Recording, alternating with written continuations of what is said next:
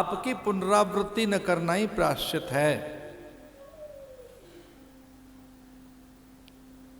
अथवा शास्त्र जो कहें, आचार्य जो कहें, संत सदगुरु जो कहें। परीक्षित ने कहा कि मैं अपना संपूर्ण राज्य त्याग कर आया हूं। एक तो ये प्रायश्चित कर ही लिया मैंने, अब मैं घर तो लौटूंगा नहीं। मैं दूसरा भी प्रायश्चित करने के लिए तैयार हूं। मेरे हाथ में मृत्यु का पात्र दे दो, मिट्टी का पात्र दे दो, एक बार मैं भिक्षा मांगकर प्राणों को सहेज के रख लूंगा। और अगर कठोर मुझे व्रत देते हैं तो मैं आजीवन वृक्ष के नीचे ही बैठा रहूंगा। मैं आकाश के नीचे ही रहकर, वृक्ष के छांव में ही रहकर पूरा जीवन बिता दूंगा।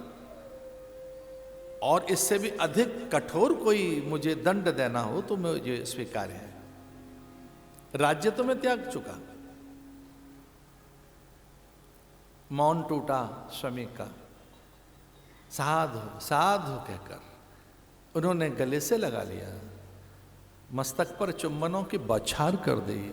ऐसा धर्मात्मा राजा मिलेगा कहां? तनिक सी भूल के कारण और कितना बड़ा प्रायश्चित कर रहा है। शमीक ने कहा कि तेरे लिए दंड निश्चित किया जा चुका है। प्रकृति अपने आप को रोक नहीं पाई। भगवदीय व्यवस्था ने अपना मौन भंग किया है। हे राजन, तेरे लिए दंड अथवा प्रायश्चित निर्धारित हो चुका है।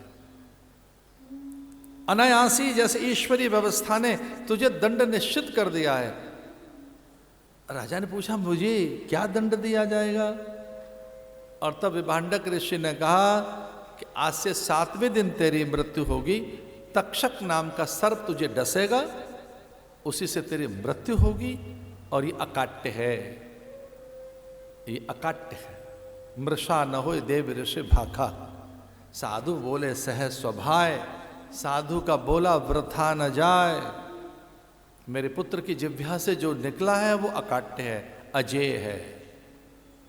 उसे कोई खंडित नहीं कर सकता, क्योंकि समूची विधि व्यवस्था में, प्रकृति और परमात्मा के नियति में अब ये प्रस्थापित हो गया है। अब कभी नहीं हो सकता कि ये बदल सके।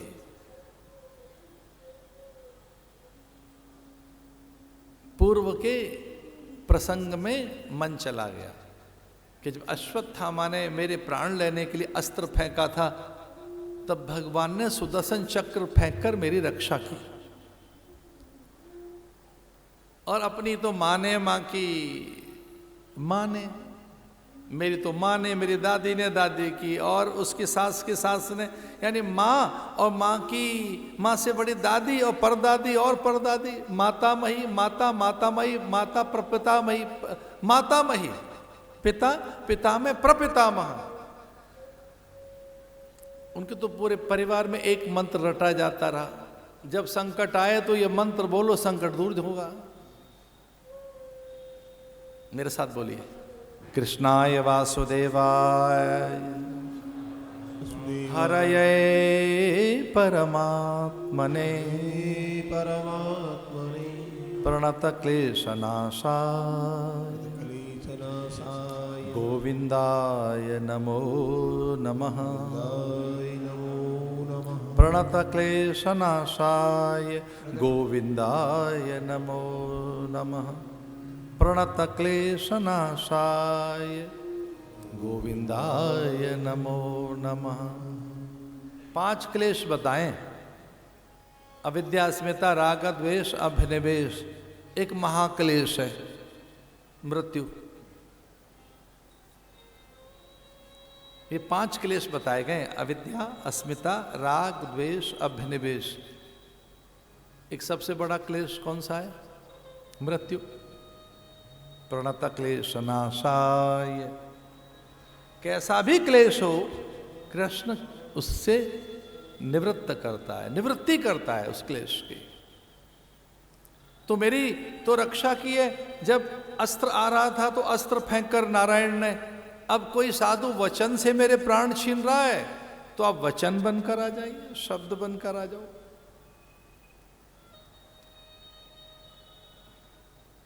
गुरु बनकर आ जाइए। जाकी रही भावना जैसी, प्रभु मूरति देखी तिन्न तैसी। हम जैसा सोचते हैं इष्ट वैसा हो जाता है। पानी रे पानी तेरा रंग कैसा, जिसमें मिला दो लगे उस जैसा।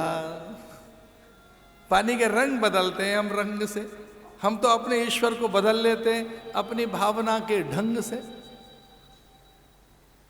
कभी कभी लोग बड़े व्याकुल हैं कि बार हम ध्यान करते हैं कृष्ण का और अचानक भोले बाबा ये डमरू वाला आ जाता है ध्यान में, मिंगल हो जाता है। मैं तो ओम नमो भगवते वासुदेवाय कर रहा हूं, नमः शिवाय चलने लगता है।